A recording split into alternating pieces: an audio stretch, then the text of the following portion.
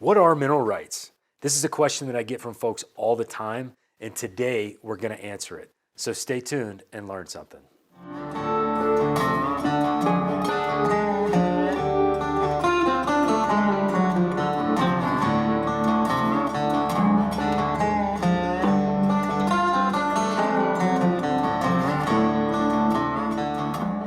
Howdy folks, my name is Stephen Hatcher and I'm the creator of Minerals Guy. I'm an oil and gas attorney and a professional mineral buyer, and I created the Minerals Guy to provide tailored content and resources to owners of oil and gas, minerals, and royalties with the goal of educating and empowering them to understand more about minerals as an asset class and the potential value of their mineral rights. If you're enjoying our content, please hit the like and subscribe buttons so that you get notified whenever we post new videos. Today, we're getting back to basics. We're talking about mineral rights, how they're created, how they're conveyed, and how to figure out whether or not you own them. Today, we're going to start with a simple explanation of what mineral rights are. So let's dive in. So what are mineral rights in the first place? Mineral rights refer to the legal rights that give an individual or an entity the authority to extract minerals such as oil, natural gas, coal, gold, silver, and other natural resources from a piece of land. Now, for our purposes, we're going to focus on mineral rights as they relate to the extraction of oil and natural gas. Mineral rights are classified as real property or real rights because they are rights to a piece of land. And there are some important implications for classifying mineral rights as real property, namely that the same rules that apply to conveyance or transfer of real estate are going to apply to mineral rights. Now, it's important to understand that mineral rights can be owned separately from the surface of the land itself.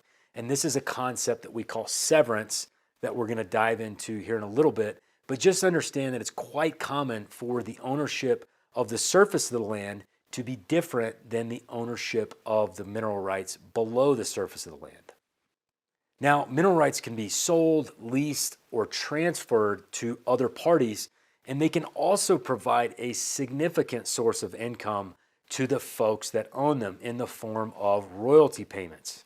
And in many cases, the value of the mineral rights can far exceed the value of the surface of the land, especially if the land is located in an area of significant oil and gas activity. So think about places like West Texas, North Louisiana, and North Dakota. So in order to understand what mineral rights are, we need to have a basic understanding of property law. Now, there are numerous types of ownership interests or estates in real property: fee ownership, joint tenancy, tenancy in common, life estates, to name a few. And you may be familiar with some of these from the last time you purchased a home. Now, for the purposes of our discussion, we're going to focus on fee ownership or fee simple ownership. Now, fee ownership is the most complete form of property ownership recognized under the law. It gives the owner the full and unrestricted control over a piece of property, including the right to use, sell, transfer, lease, mortgage the property as they see fit, subject only to applicable laws and regulations. So think about the right to use, enjoy, improve, develop, as well as the right to exclude other people from the property, right? So you have the right to turn the land into a nature preserve, or you have the right to cut down every tree on the property. Fee ownership means that you can do whatever you want with that piece of property, subject only to the law. Now, the way that I was taught property law is that it's like a bundle of sticks, right? Just go with it, right? Where each stick represents a legal right associated with the property, right? So think possession, use, control, enjoyment, disposition. Each one of these rights is a stick within the bundle of sticks. And what fee ownership means is that all of the sticks, the entire bundle of sticks, are owned by one person or one entity. Now, that person can convey one or two or three of those sticks to any person that they see fit, right? And the other forms of property ownership, so think co-tenancy, life estates, and even severance of mineral rights, right, are used to describe property ownerships where different sticks are owned by different people. So why are we talking about sticks anyway? Well, mineral rights represent one stick within our bundle of sticks. And in the case of fee simple ownership, right, ownership of the minerals is going to be vested in the same person that owns the surface and all of the other rights of ownership, right? But it is also very common for the mineral rights to be owned or vested in someone other than the surface owner. So now that we understand that the rights to the minerals are one stick within our bundle of property rights, let's talk about what exactly those rights are.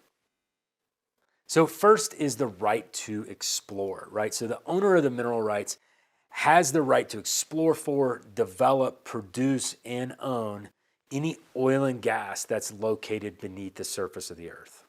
Now, in some states like Louisiana, the mineral owner doesn't actually own the oil and gas until it is produced and reduced to possession, right? And in other states like Texas, the minerals, the oil and gas are actually owned in the ground. For our purposes, the difference doesn't really matter, but my law professors would be upset if I didn't mention it.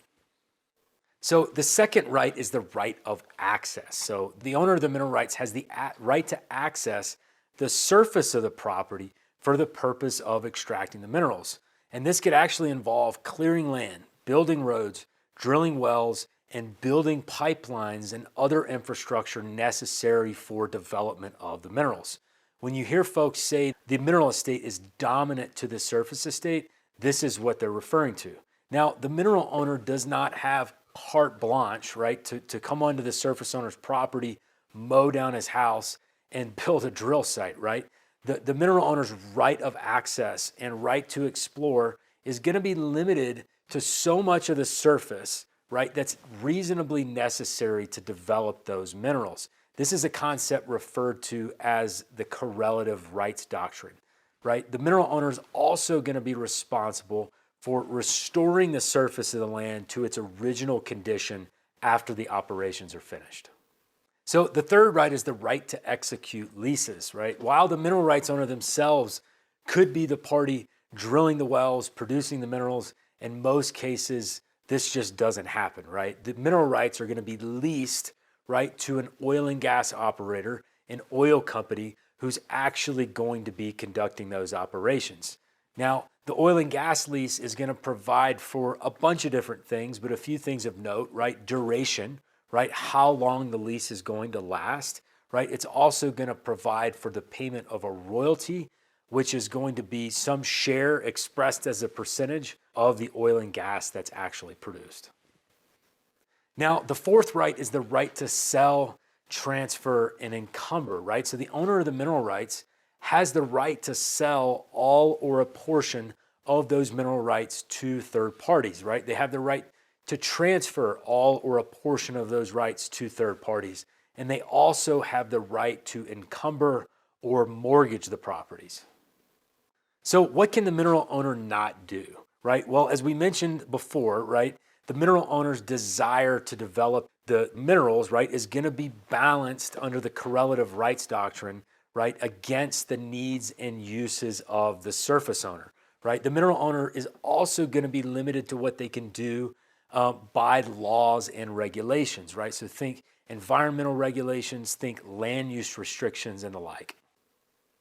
Okay, folks, so let's wrap it up. So today we covered what mineral rights are.